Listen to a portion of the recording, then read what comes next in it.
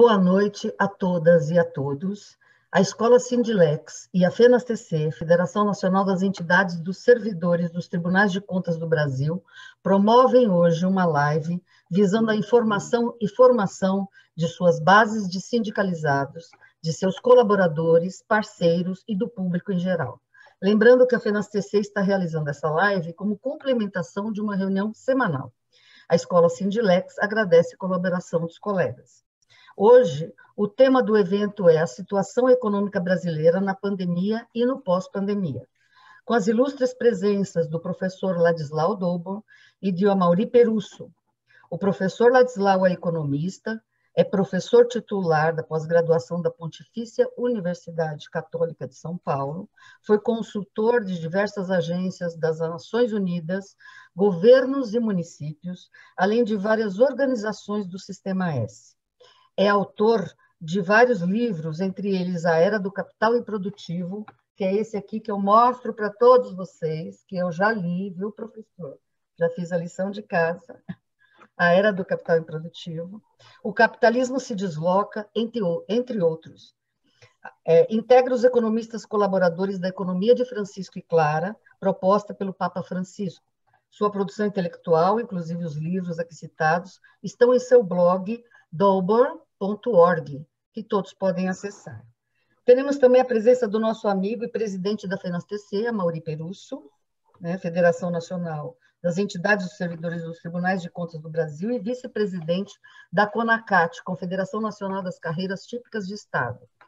Amaury Perusso é formado em Direito, com especialização em Direito Constitucional, e parecerista em Direito Administrativo e auditor de controle externo do Tribunal de Contas do Estado do Rio Grande do Sul. Como será um bate-bola, então ambos vão conversar com todos aqui que estão assistindo. Eu passo a palavra para o professor Ladislau Dobor, já agradecendo a sua ilustre presença. Professor, as suas primeiras colocações, por favor. Obrigado, Sônia. Obrigado, Amaury. Obrigado, Aldo, que está nos ajudando aqui. Deixa eu dizer primeiro que nós estamos conversando muito atualmente. Nós somos isolados, mas nunca tivemos tão conectados. A quantidade de eventos, de discussões que estão se fazendo por toda parte é muito impressionante e é muito rico. Eu, a partir daqui da minha casa, eu tenho, nos últimos 3 meses, cerca de 60 palestras, inclusive internacionais, grupos se organizando em diversas partes do mundo, todo um trabalho de conexão interuniversitária, interinstitucional, com grupos de pesquisa, por exemplo, um centro de pesquisa em finanças internacionais que tem em Genebra, né? Os grupos interuniversitários organizados a partir de Paris e coisa do gênero. Na realidade, o mundo está conversando, o mundo está procurando novos rumos. Eu queria insistir nessa parte porque nós temos, sim, instrumentos que, tecnicamente, já estavam disponíveis, mas fomos empurrados para esses instrumentos, para esse coronavírus, e estamos aprendendo realmente a nos comunicar. E não é só trocar ideias, né? Realmente, a gente gerar um processo de capacitação para fazer muito mais gente entender o que está acontecendo. Isso é muito necessário, porque os desafios são naturalmente imensos.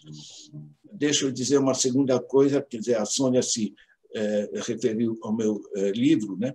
Nós temos várias edições já desse livro, A Era do Capital Improdutivo. Ele está também disponível em vídeos, um vídeo de 10 minutos para cada capítulo, e está disponível numa plataforma de discussão através do Instituto Paulo Freire.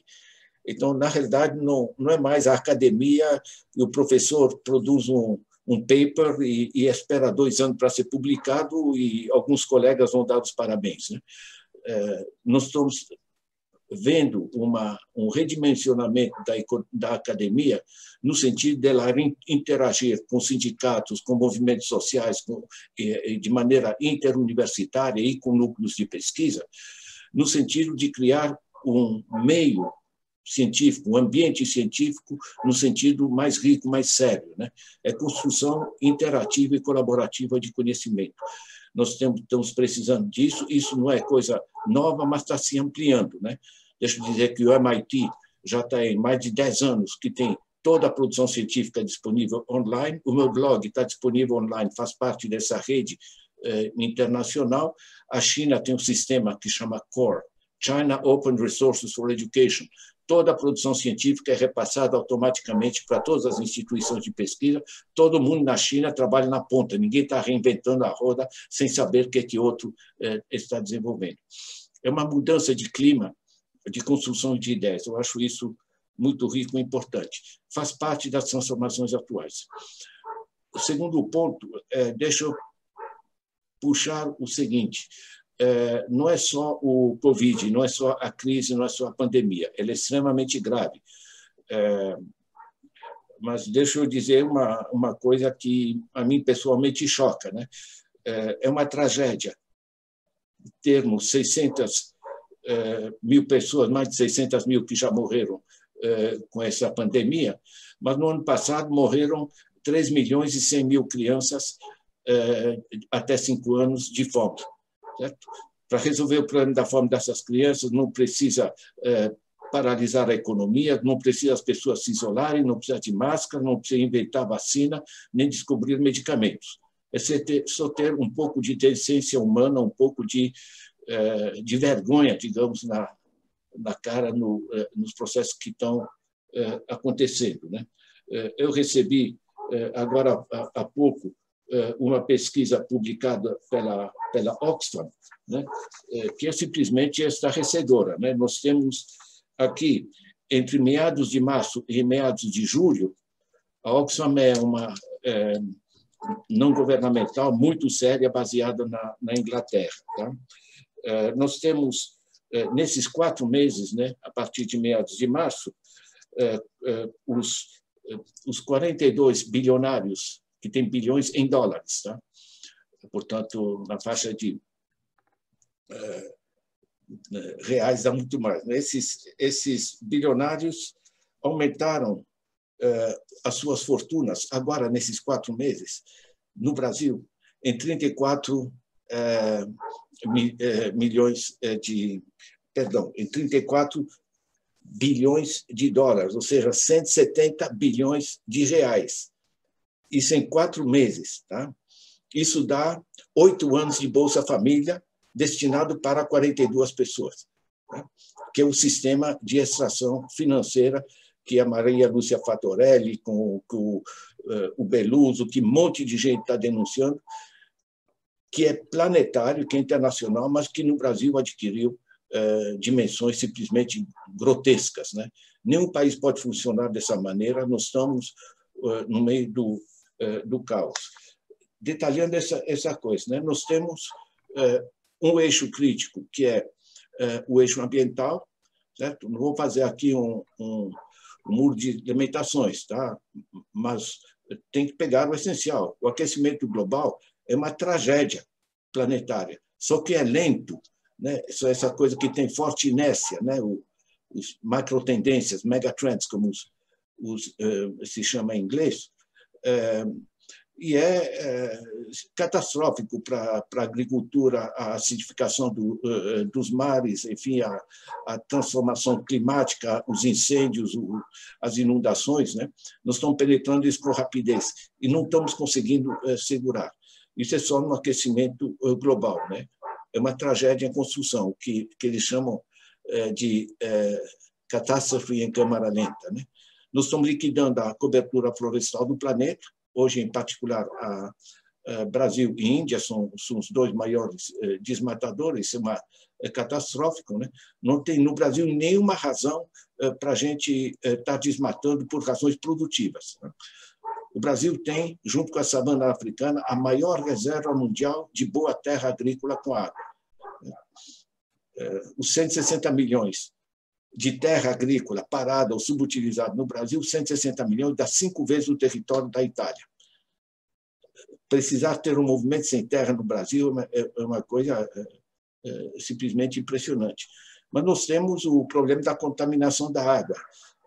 um conjunto de produtos químicos estão sendo derramados pelas corporações por toda a parte, estão gerando uma catástrofe, tanto nas águas internas, águas doces, né? Estão contaminando os aquíferos. Não existe tecnologia de descontaminação de aquíferos, né? Hoje, no mundo, já está se chamando a água de ouro azul, certo? Essa é a ameaça que a gente enfrenta.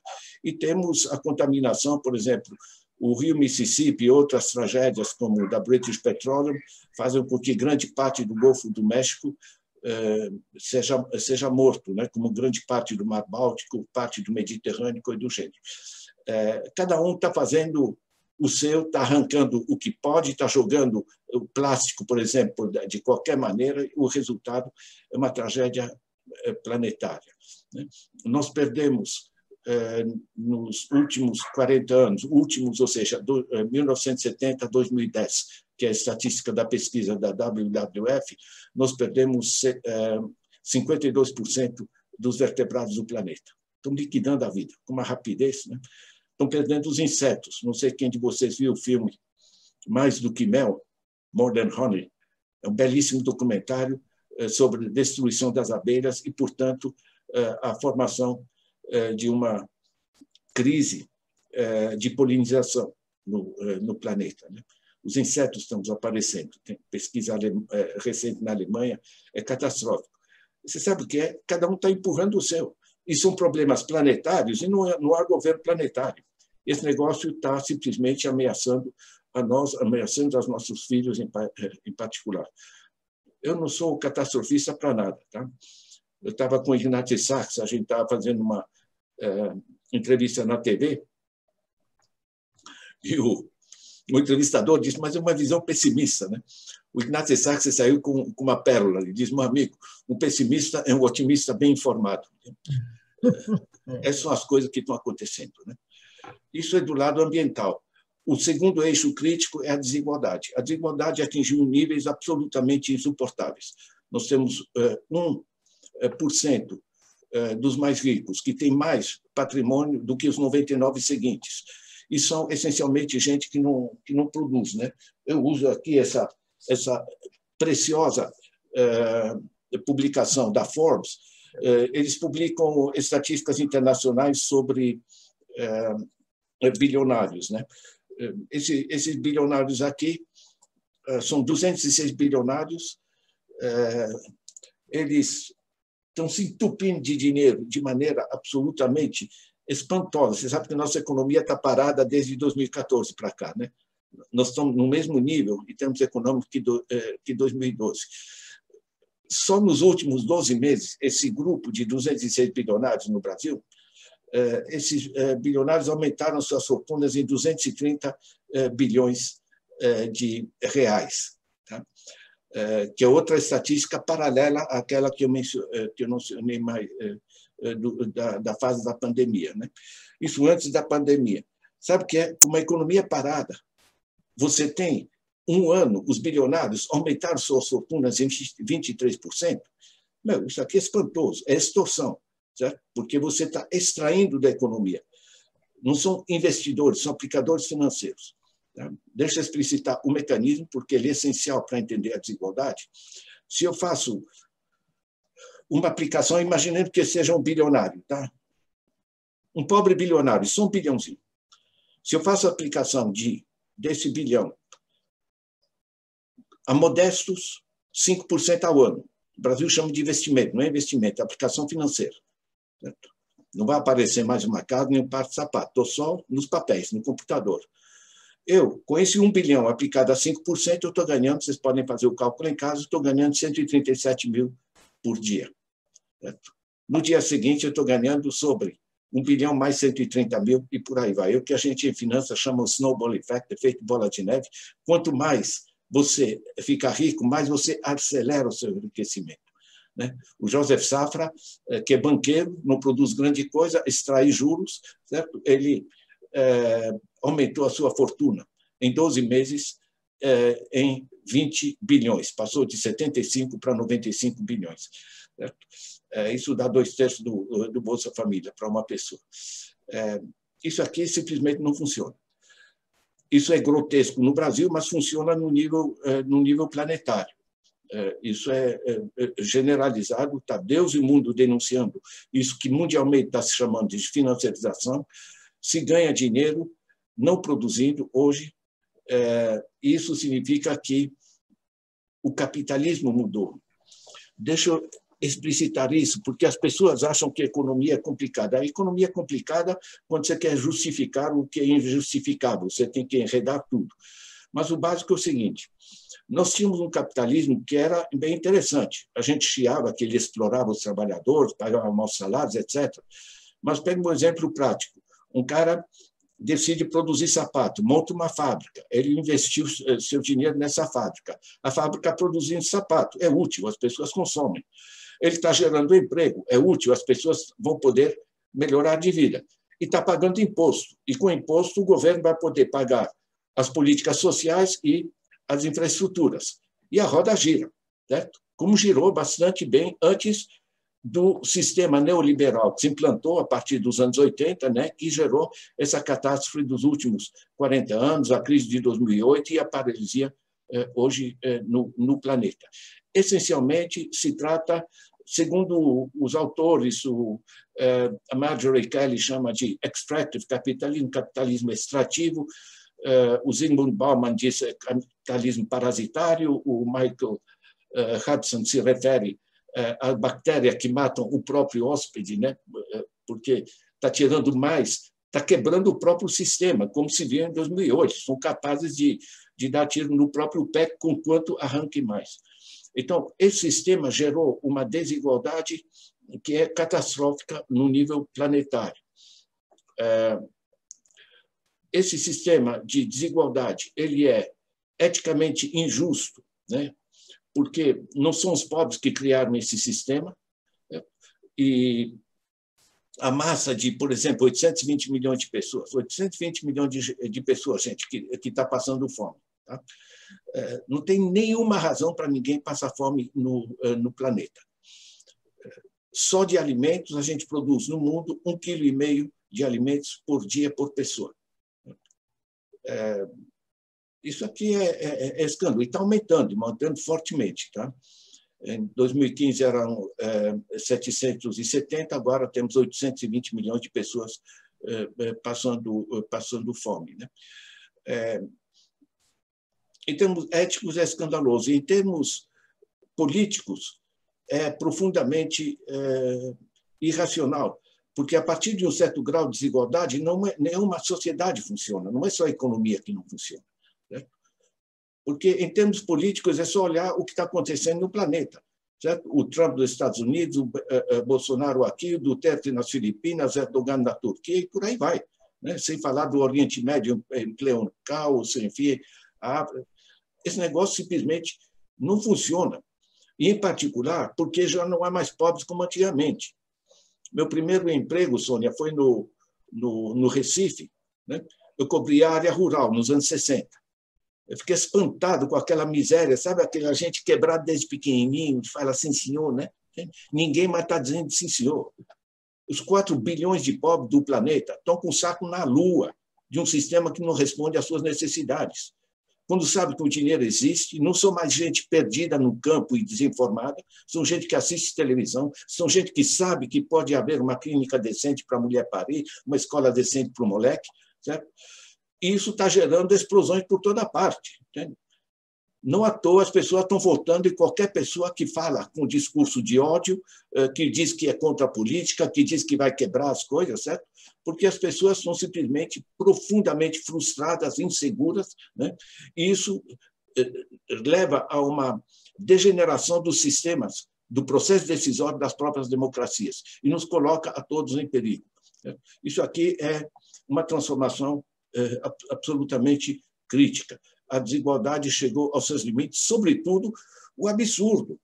Como é que esses caras, né, durante a pandemia, geram essas gigantescas fortunas, né, aproveitando a pandemia, né? E somos incapazes de sequer cobrar os impostos deles. Né? No Brasil, lucros e dividendos distribuídos, vocês sabem perfeitamente disso, são isentos de tributação. Meu, essa gente retribui, aqui está o professor Ladislau, eu pago 27,5% sobre o meu salário, 27,5%. Né? Quer dizer, o que é isso, meu Deus? Né? Então, nós temos um sistema desarticulado. Né? Então, nós temos a tragédia ambiental, nós temos o problema da desigualdade que tem que ser enfrentado, certo? E nós temos o problema do caos financeiro. Por que caos financeiro? Porque nós não temos falta de recursos. Se você pega os 7,3 trilhões de reais do PIB do Brasil, divide pela população, dá 11 mil reais por mês por família de 4 pessoas. Só reduzir um pouco a desigualdade dá para todo mundo viver de maneira, enfim, digna e confortável. Né? No mundo, é um pouco mais, enfim. No mundo, os 85 trilhões de dólares vão dar mais ou menos 18 mil reais por mês por família de 4 pessoas. Nosso problema não é econômico, nosso problema é de organização social, de organização política e de organização econômica, no sentido que a economia tem que servir às populações e não se servir do que a sociedade produz. Quando, além disso, essa gente não é produtora, eu peguei, porque a Forbes me dá a ficha de cada um dos 206 bilionários do Brasil. Você conta nos dedos gente que produz alguma coisa. Tá? É gente que tem ações, gente que tem aplicações financeiras, é gente que é dona de banco, enfim, certo? São intermediários, né, do processo. Eu chamei isso, em outros livros meus, de capitalismo de pedágio. Então, quando desaba o coronavírus, ele desaba em cima de 3 eixos críticos, ambiental, social e financeiro, e estamos simplesmente à procura de novos rumos. Né? Para se ter uma ideia a que ponto isso está amadurecendo e com que rapidez, deixa eu pegar para vocês um parágrafo aqui do Financial Times. Financial Times, que é o dinheiro, o jornal dos homens, né? Certo? E mais, não é que alguém que escreveu no Financial Times, né? É o editorial do Financial Times. Reformas radicais, invertendo a direção política predominante nas últimas 4 décadas, precisarão ser colocadas sobre a mesa. Essas 4 décadas é o neoliberalismo, gente, certo?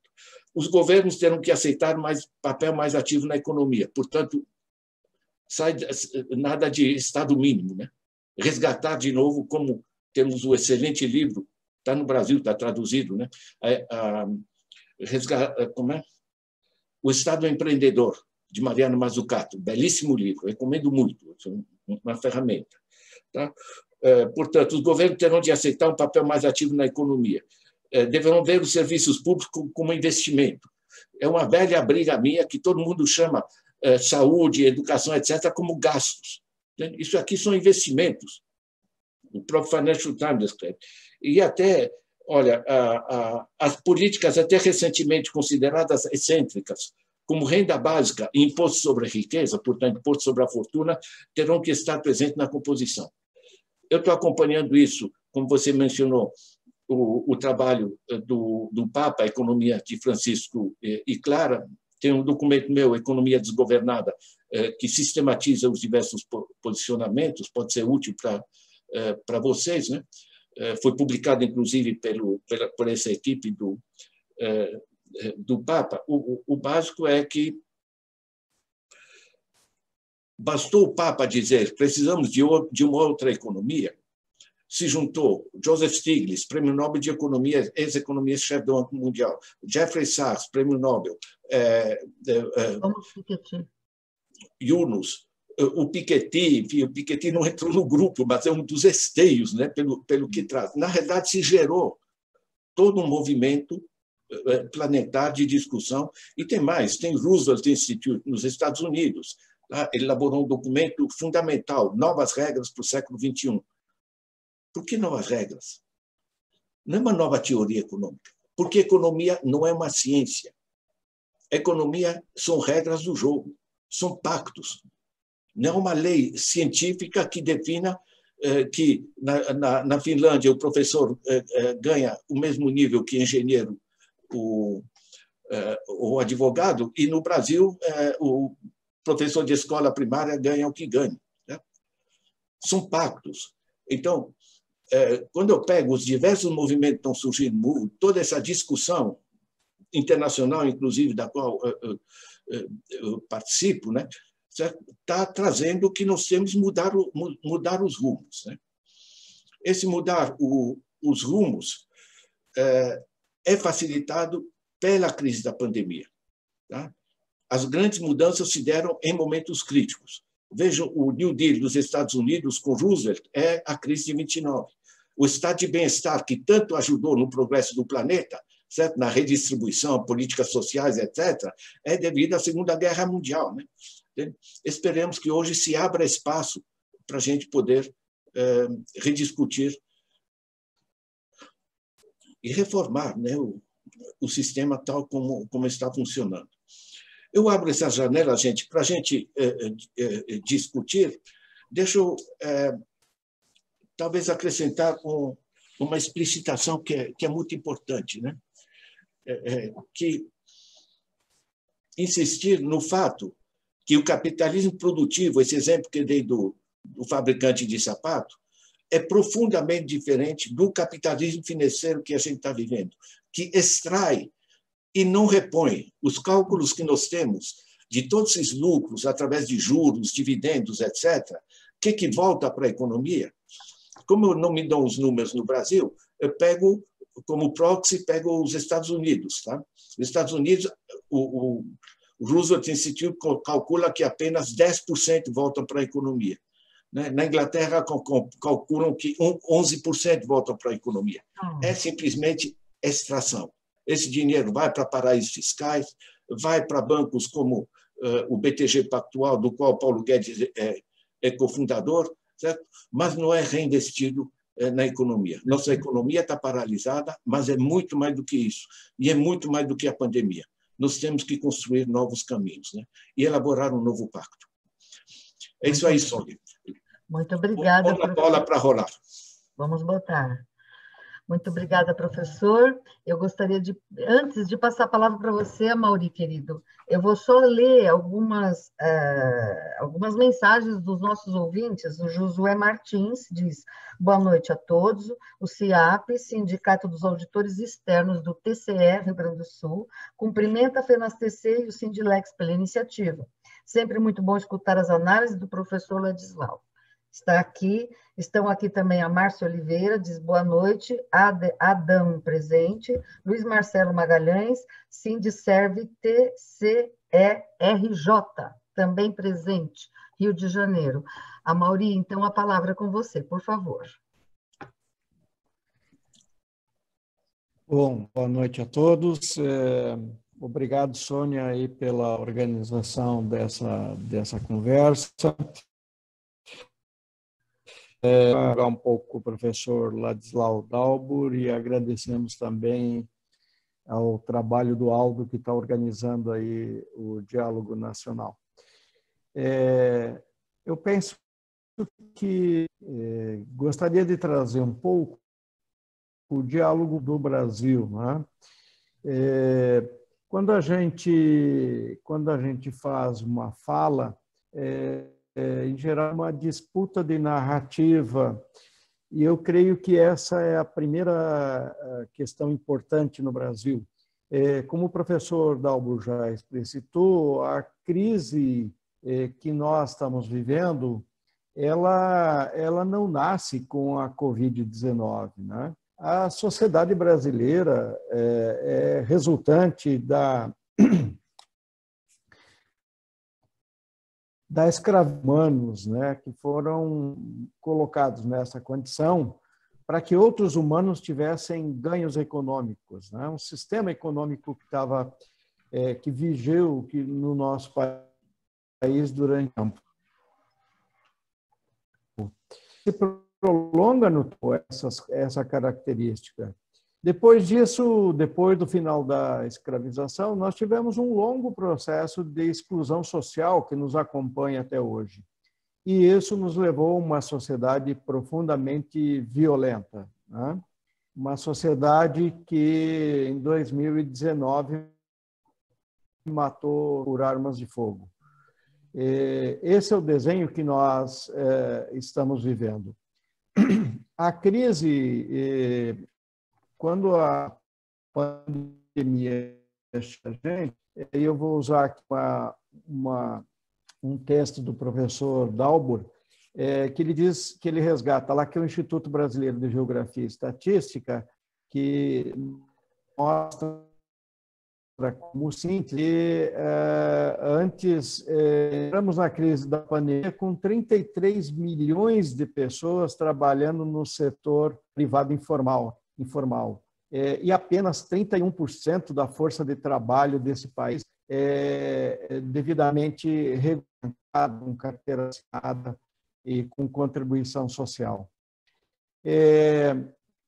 No meio dessa crise, né, que nós estamos vivendo, crise humanitária, crise sanitária, crise econômica, eu não aqui desconstituindo toda a análise que o professor fez sobre a questão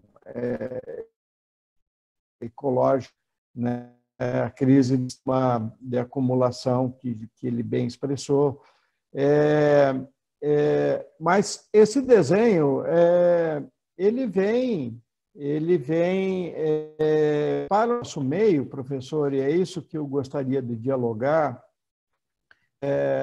Num dos documentos que nós sugerimos que fosse lido, né, preparatório aqui para o nosso diálogo, num dos seus artigos, o senhor procura mostrar o papel de um caráter distributivo do governo e o que é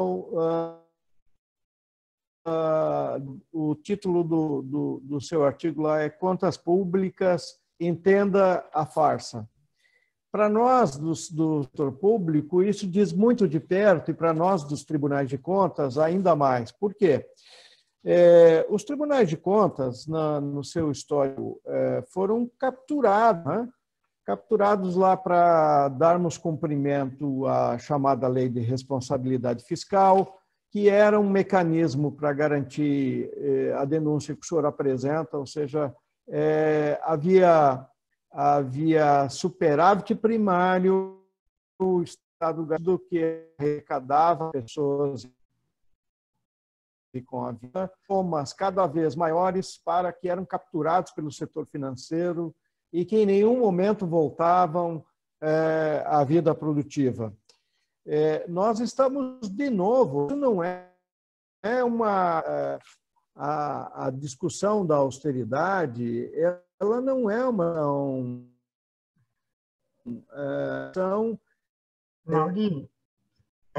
Mauri, a sua... Oi. É que está muito ruim a sua transmissão. Será que seria interessante você... Melhorou? Melhorou.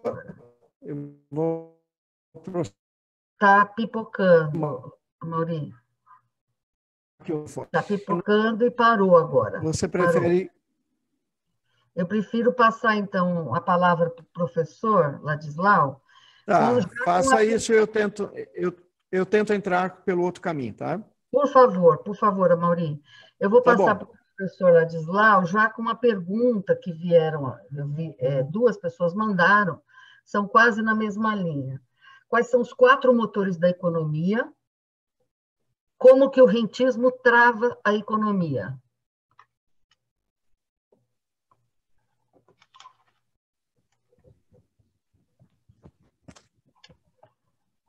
Está mudo, professor, está mudo, viu, professor? Eu vejo que as perguntas são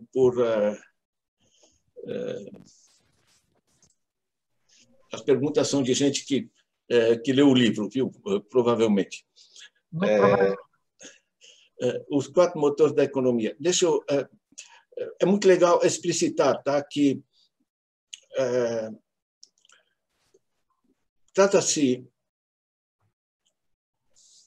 das exportações, do consumo das famílias, da atividade empresarial, investimento, produção, e dos investimentos do Estado, né? São os 4 elementos que fazem girar. Os dados básicos são os seguintes. Primeiro, que as exportações não são essenciais no Brasil. Elas representam cerca de 200 bilhões de dólares, dá mais ou menos 10, 11% da economia. 90% do funcionamento da nossa economia é mercado interno, tá? Isso é muito importante entender. Nós não somos um tigre asiático, coisa do gênero, né? Tanto assim que, durante a crise de 2008, que foi uma crise internacional muito pesada em termos de exportações, de paralisia do sistema internacional, certo? Foi só aumentar um pouco a renda das famílias aqui no Brasil.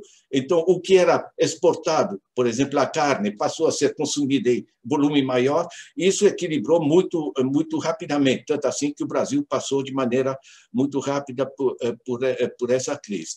Isso é um ponto importante. E importante também que, essencialmente, nós exportamos commodities. Você precisa de 200 hectares de soja para criar um emprego. A exportação de carne gera pouquíssimos empregos, em particular a criação de gado, né? São muito destrutivos em termos ambientais. A monocultura, com muita química, destrói o solo, contamina os lençóis freáticos, né? É destrutivo para a Amazônia, né? De 2018 para 2019, nós dobramos o desmatamento da Amazônia, né, que tinha sido reduzido fortemente durante os governos populares, né? Enfim,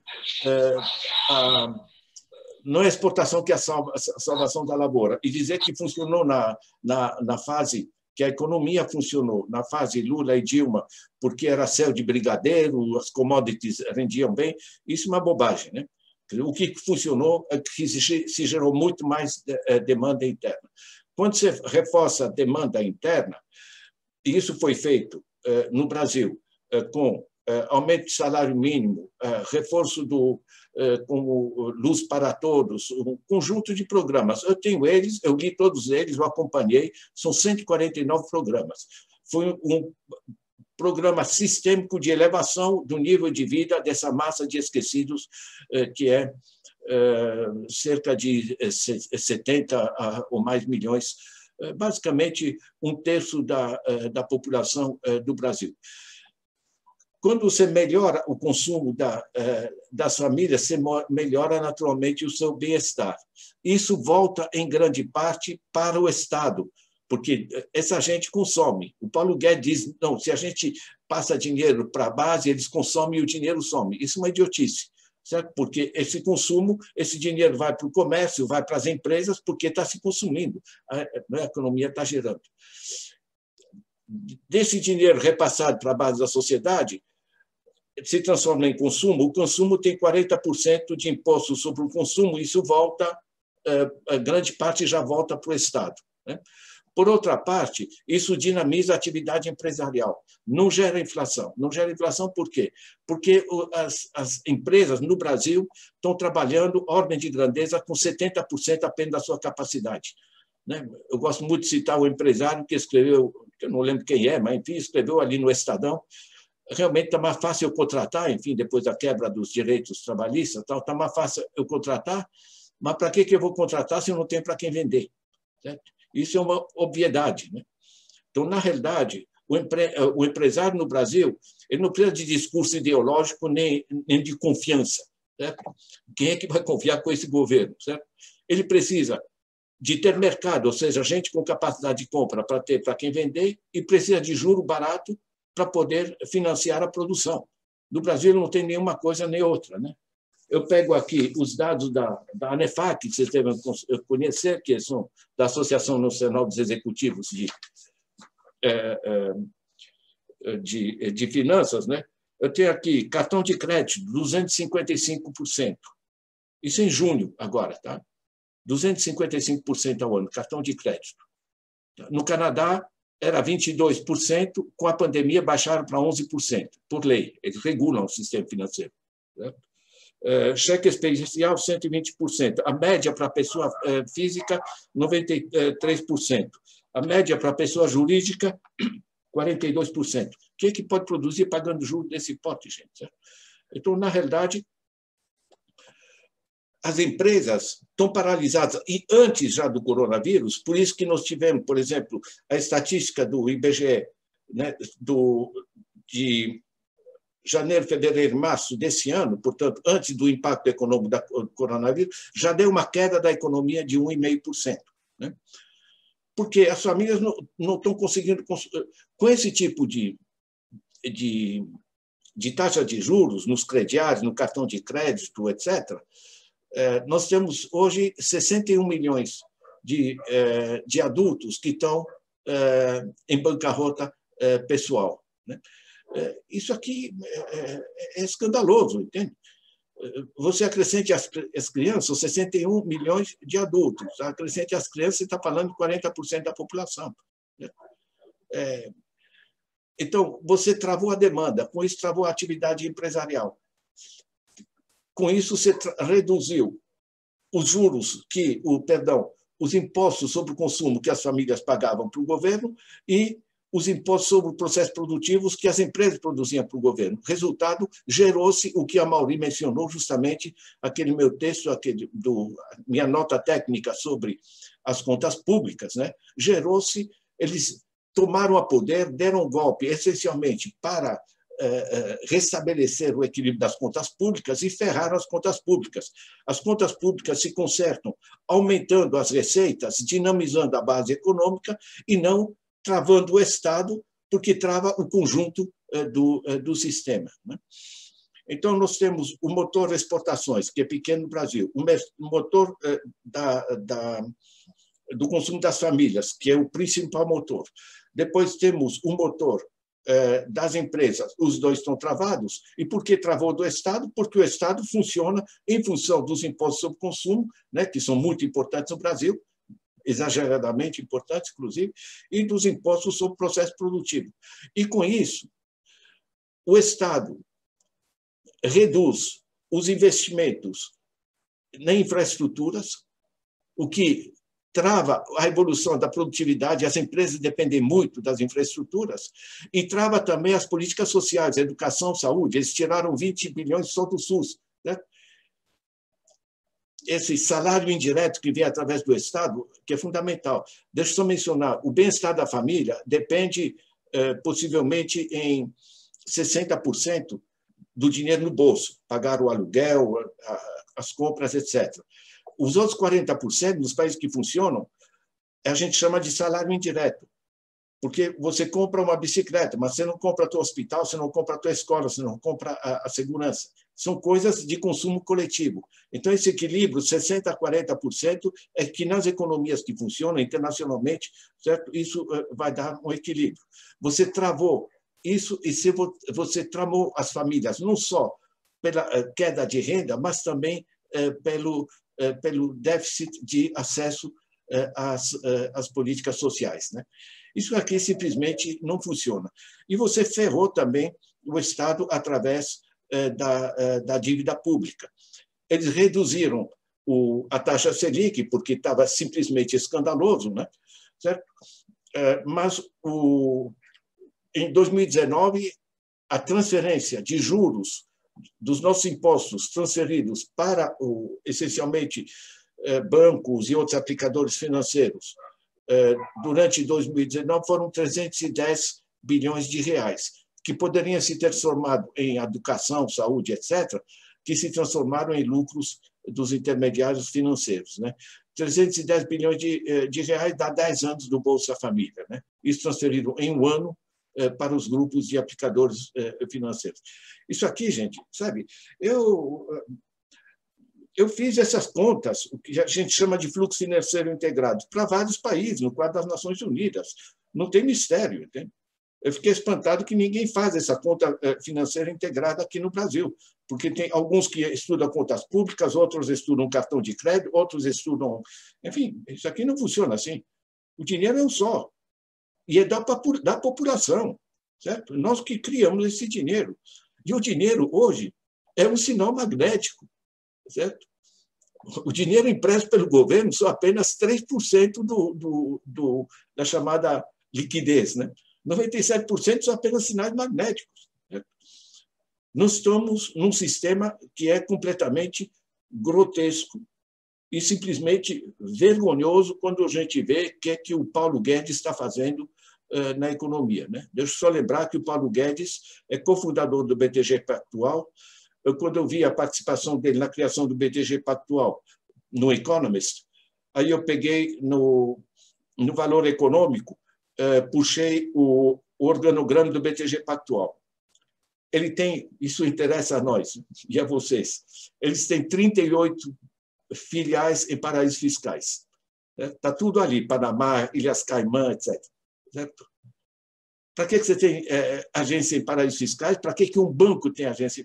E, sobretudo, quando é um banco que tem como função o que se chama de asset management, gestão de fortunas, essencialmente. Certo? É canalizar dinheiro de evasão fiscal, dinheiro de droga, dinheiro de corrupção. É isso que fazem os bancos quando não há uma regulação financeira. Nós hoje temos banqueiros no Banco Central e no Ministério. Eu não vejo no horizonte nenhuma correção dos processos. Eu acho que eu falando, a Sônia tem razão, é a mesma questão, os 4 motores e como o rentismo trava, porque o rentismo precisamente extrai. Tá? Eu estou terminando o artigo com isso, em algumas semanas, eu espero vai ser publicado aqui pela Universidade Federal do ABC, eu espero que eu ajudo, digamos, as pessoas a entender essa dinâmica, porque não é complicado. Certo?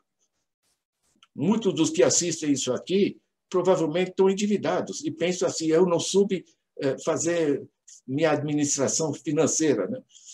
Você está falando, você está na mão de agiotas, certo? Que ainda por cima te apresentam um juro ao mês. Eu falo com minha gerente do banco que me liga por qualquer coisa, me oferece um serviço qualquer, me dá uma taxa de juros, eu digo, sim, mas isso aqui você está falando ao mês, sim, ao mês. Mas ao ano declarado, ela não sabe calcular. Não existe juro ao mês. Você esconde o juro composto. Eu falo com economistas internacionais, enfim, eu mostro os dados aqui e dizem, mas como é que a população aceita? O rentismo não é produtivo. E não tem mistério. Para funcionar uma economia, você tem que investir, construir casas, construir fábricas, produzir. Você tem que dar dinheiro para a base da população que vai gerar consumo, que vai fazer a máquina funcionar, gente. Não é misterioso. Eu fico indignado, viu, francamente, porque a farsa que está se fazendo nesse governo, e é uma farsa que já começou com todo o processo do golpe. É o 7º ano que a gente está com a economia parada. Não sei até quanto eles vão aguentar com essa farsa e com essas narrativas.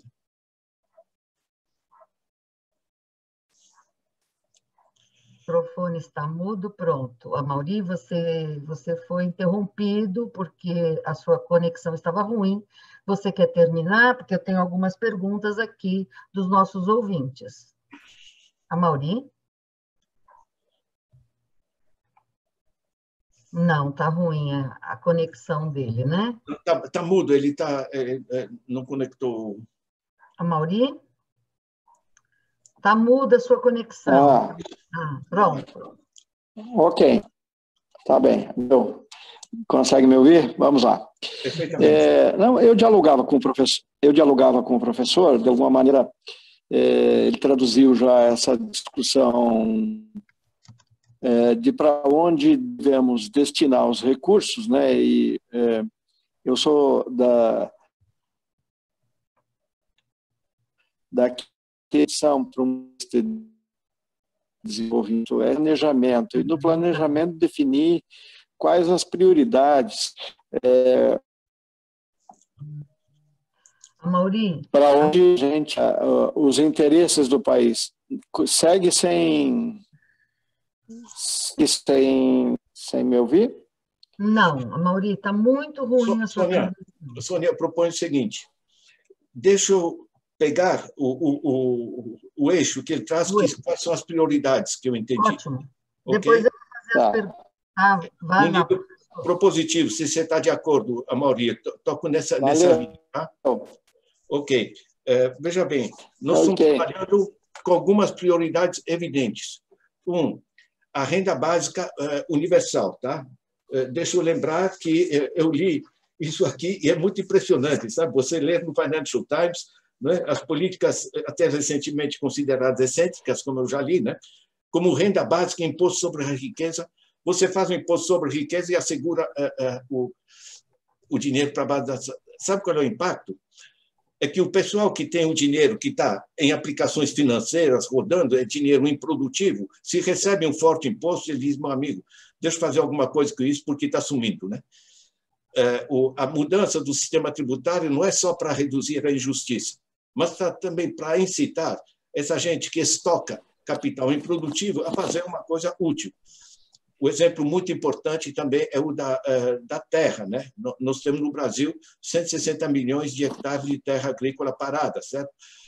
O ITR praticamente não existe. É 5 vezes a Itália, viu, gente? 5 vezes a Itália. O ITR praticamente não existe, Imposto Territorial Rural. Se você coloca um imposto sobre a terra improdutiva, o cara vai ter que pensar, ou passa a produzir ou vende para alguém que vai produzir, certo? E aí dá para dinamizar toda a economia do país. Isso é muito importante. Nós temos um potencial agrícola imenso e subutilizado. Né? Então, essa ideia de uma renda básica não tem problema, há os recursos e isso dinamiza a economia e o dinheiro volta. Ele é neutro, ele não drena. Tá? Um segundo eixo fundamental é o reforço das políticas sociais. Como eu falei, as famílias dependem 60% do dinheiro do bolso, 60% de acesso a serviços ambientais, enfim, um rio limpo, um córrego que não contamina, enfim, a saúde, a educação, segurança, cultura, habitação social, etc. Né? Isso é muito importante e também isso dinamiza a economia. Tá? O terceiro eixo é de você reduzir na jornada de trabalho. A gente mencionou aqui os 33 milhões de pessoas que estão... No país de 212 milhões, nós temos apenas 33 milhões de pessoas que estão com emprego formal no setor privado. Você internacionalmente se chama reduzir a jornada, se chama trabalhar menos para trabalhar em todos. Você espalhar o esforço. Nós temos gente que se mata de trabalho e gente desesperada por não ter um emprego. E tem mais. Qualquer município no Brasil, você pode fazer um cinturão verde, né? Porque tem terra parada e tem gente parada na cidade. Não é física quântica, dá para pensar alguma coisa. Certo? Isso volta, não é dinheiro perdido, não é que não temos dinheiro para isso. É só contratar, aplicar, você pode até emitir dinheiro para isso, certo? Porque o produto que volta, ele cobre o que você colocou. Você está dinamizando a produtividade do país. Você pode gerar serviços de saneamento básico. Né? O saneamento básico emprega muita mão de obra simples e isso é internacional, é uma cifra internacional. R$1 que você coloca em saneamento básico são R$4 que você deixa de gastar com doenças. Certo? Ou seja, você está liberando dinheiro, você está multiplicando. Isso é uso produtivo do dinheiro e não entupir banqueiro em suas fortunas e usar paraíso fiscal. Isso aqui é chocante, entende? Até, enfim, o Joseph Stiglitz diz: "This is wrong." Isso é errado. Certo? Wrong tem essa conotação ética em inglês. O Martin Wolf, economista-chefe do Financial Times, diz: este sistema perdeu sua legitimidade. Então, na realidade, a gente tem que voltar a um sistema empregador. Tá? Um quarto eixo muito importante é a gente assegurar, retomar o Plano Nacional de Banda Larga. É extremamente barato, porque as ondas eletromagnéticas são da natureza. Nós pagamos pedágios aqui para ter uma televisão decente, para ter... enfim, eu pego minha conta do celular e do meu da minha internet é absolutamente escandaloso, né? É comparavelmente mais caro do que na Europa, que são países ricos, né? Simplesmente porque aqui você tem oligopólio, ali a Telefônica, a Claro, enfim, as diversas ali, né, que controlam esse processo. E hoje, sobretudo com o coronavírus, uma pessoa que está sem internet é uma tragédia. Como é que um moleque estuda se não tem acesso à internet, né? Como é que a família sobrevive? Como é que você conecta com o sistema de saúde? Isso é barato, isso é rápido, dá para universalizar acesso, né? Nós temos que assegurar também uma outra forma de gestão. O Amaury vai se interessar muito por isso, mas é repensar o pacto federativo, né? Na realidade, eu pego, na Suécia, a totalidade da conta dos impostos, né, os tributos levantados, 72% voltam para os municípios, certo? Na China é mais ainda. A China é politicamente centralizada, mas muito descentralizada em termos de gestão. No Brasil é apenas 14%, 15% que chega aos municípios. Isso aqui não funciona. O prefeito, em vez de administrar a cidade, ele passa o tempo indo para Brasília, ver se tira uma lasquinha de uma emenda parlamentar do deputado do seu partido ou do senador, ou se consegue aí fazer as suas horas na antessala do ministro, né, que vai negociar com ele. Então, vamos discutir com essa coisa. Isso aqui não funciona, certo? São 5.570 municípios. O que um ministro sabe de quais são as necessidades do município? É o município que sabe qual é o bairro que está mais ameaçado com a Covid, qual é o córrego que está contaminado, qual é a rua que vira lama quando chove. Então, eu, quando vejo, gente, eu rodei, tá? Países ricos, pobres, etc. Eu fui consultor do secretário-geral da ONU para Economias em Crise, né? Certo? Onde funciona é radicalmente descentralizado. O que faz o governo central? O governo central ele faz políticas tecnológicas de longo prazo, investimentos de infraestrutura, política exterior, grandes políticas de segurança, coisa do gênero, certo? O cotidiano das pessoas é as pessoas em cada cidade, em situações diferentes, que administram, né? Então, tudo isso, Amaury, passa por, evidentemente, uma reforma tributária profunda. Isso aqui que a gente tem é simplesmente grotesco. Usar o sistema tributário para extrair dinheiro das pessoas, em particular das mais pobres, certo? E repassar para os grandes grupos financeiros, é realmente um negócio que não faz o mínimo sentido. Tá certo. Professor, eu tenho algumas perguntas aqui que nós temos que dar algum espaço para os nossos ouvintes, não é mesmo? Sem dúvida. Então, vamos lá. A Venice Grings, diante do cenário que vivemos, o sentimento que parece preponderar é o da impotência. Que caminhos o senhor enxerga para mudar esse cenário? Quem serão os protagonistas da construção desses caminhos? Um outro, do Pascoal Júnior, parabéns ao Sindilex por trazer o professor Ladislau. Muito obrigado, Sônia e amigos. O Josué também diz que o senhor está examinando a diferença entre a predominância da dinâmica econômica posta pelo capital produtivo e pelo capital financeiro, o que causou a predominância financeira do momento. O que causou a predominância financeira do momento? É uma interrogação a dele, tá? Foram políticas neoliberais que soltaram o monstro? Como domá-lo? Vale domá-lo ou é o caso de alterar substancialmente as bases da sociedade atual? Esse é o Josué Martins. Então, são duas perguntas, basicamente, professor. Se o senhor puder, olha, então... A gente tem chamado isso... eu não entendi. É Denise? Venice. Venice. Venice. A gente tem chamado isso que a gente sofre de impotência institucional. Está todo mundo sabendo que temos que mudar. Alguns estão muito bem, alguns porque estão arrancando pedaços a rodo, né? Sobretudo num governo fraco, estão se apropriando do petróleo do Brasil, estão comprando terras, estão tocando para o exterior a madeira nobre que temos. Enfim, está uma farra, né? nesse governo, sem falar das atividades dos bancos, BTG Pactual, etc. A gente se sente impotência, é a realidade. E você colocou um problema central, que quem são os protagonistas?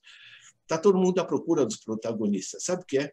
Porque antigamente a gente dizia, não, mas os capitalistas produtivos, certo? Que estão interessados em ter renda das pessoas e ter juros baratos para poder investir, estão alijados aqui. E estão alijados, só que eles são muito fracos.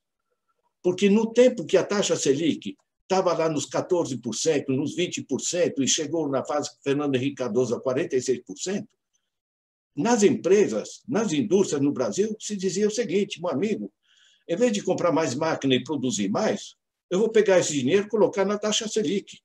Liquidez total, risco zero, está rendendo 20%, meu, para que eu vou me matar? Né? É só no computador, só colocar ali. Então, na realidade, esse gigantesco presente que foi feito em 95, né, quando se instituiu a taxa Selic elevada, ele fragilizou, gerou a desindustrialização.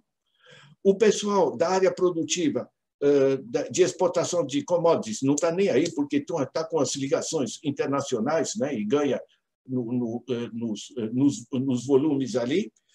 E a classe trabalhadora está muito fragmentada, né?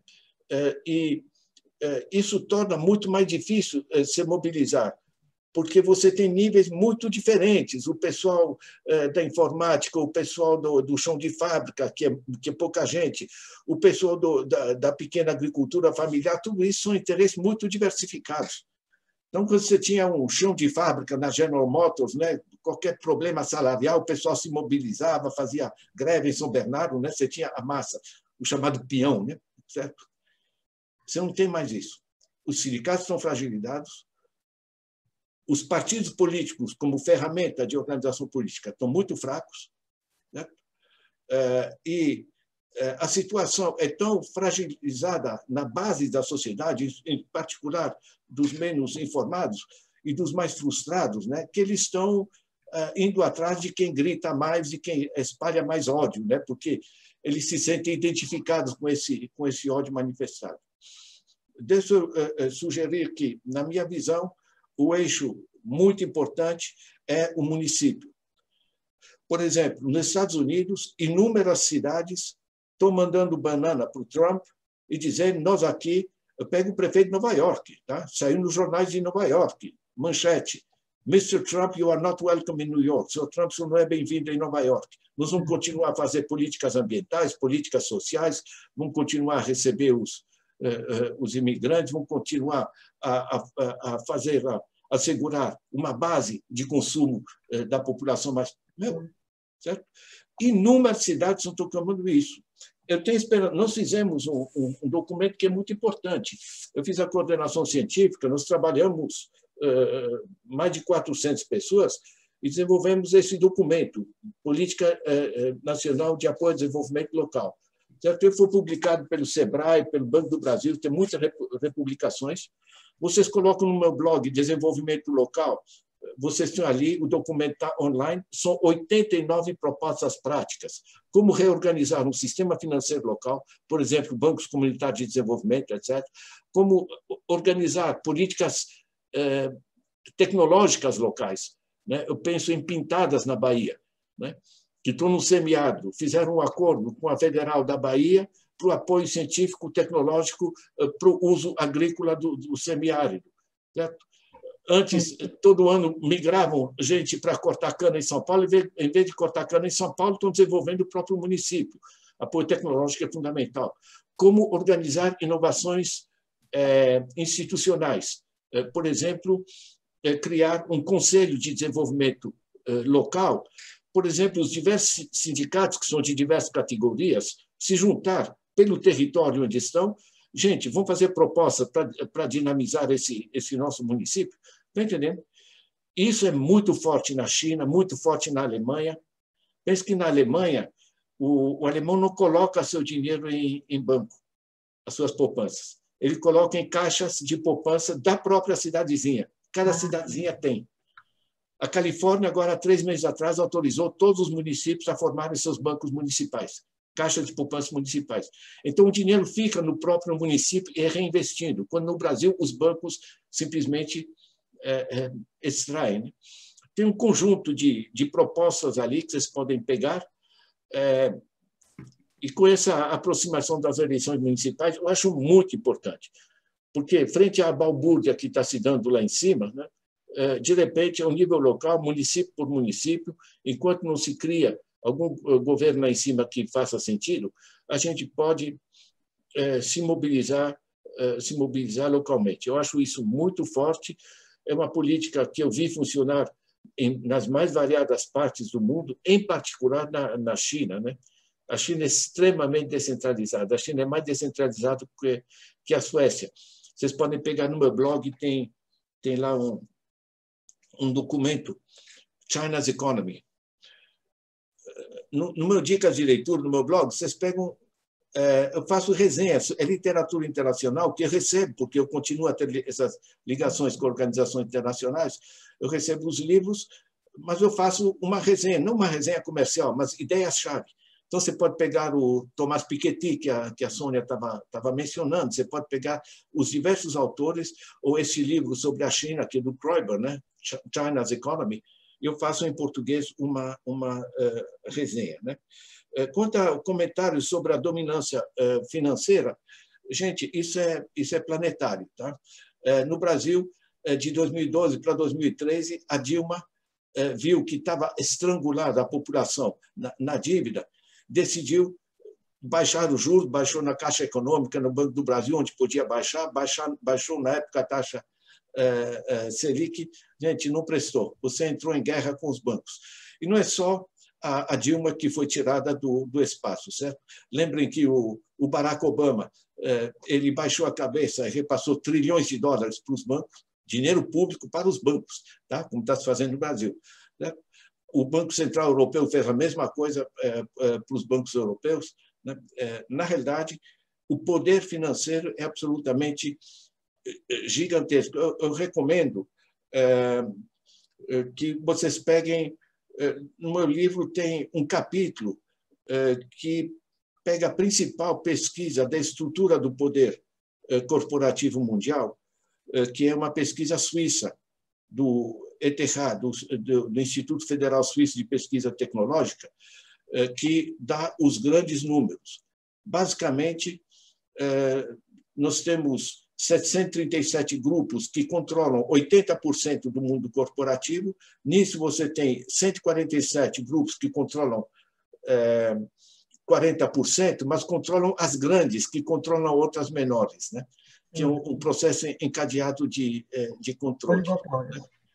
E você tem os 28 grupos financeiros mundiais que são organizados entre si, chamado SIFI, Systemically Important Financial Institutions, instituições financeiras sistemicamente importantes. Elas têm organizações que e seus chefes são recebidos com chefes de Estado. Eu queria lembrar que, por exemplo, esses 28 bancos, em 2012, eles tinham ativos da ordem de 50 trilhões de dólares para um PIB mundial de 73 trilhões de dólares na época. O poder migrou. Tá? Nós estamos à procura de caminhos nesse plano. Eu coloquei no meu blog, eu peguei a discussão desse problema em Davos. Tá? O ministro de Finanças da França, a direção da OCDE, gente de primeira linha mundial, dizendo como é que a gente enfrenta. Sequer estão conseguindo cobrar impostos da Apple, da Amazon, da Google, etc., etc. O sistema mudou. Mudou. O capitalismo se desloca, né, professor? Profundamente. Profundamente. Amaury, nós estamos encaminhando para os finalmente, até porque o professor deve estar cansado, está na hora da janta também, né? Você quer fazer alguma consideração? Eu deixo as finalizações depois para o professor Ladislau. Amaury? O Amaury não tem que falar. Está ouvindo aí? Não está? Sim, está. Estou ouvindo. Muito bem. Bom, eu penso que o professor Dalbor fez uma série de avaliações importantes. Eles que ficam olhando para o Brasil, sempre acreditando que nós podemos criar política. A Mauri, ainda está falhando. Desenvolvimento ainda está falhando? Ainda está falhando. Não está dando certo. Bastante. Agora melhorou. Vejamos. Vamos lá. Ok.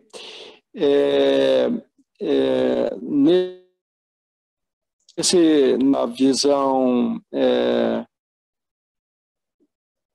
de Celso Furtado, né, seguramente nós devemos uma homenagem ao centenário, em que ele diz que desenvolvimento é para todos, né?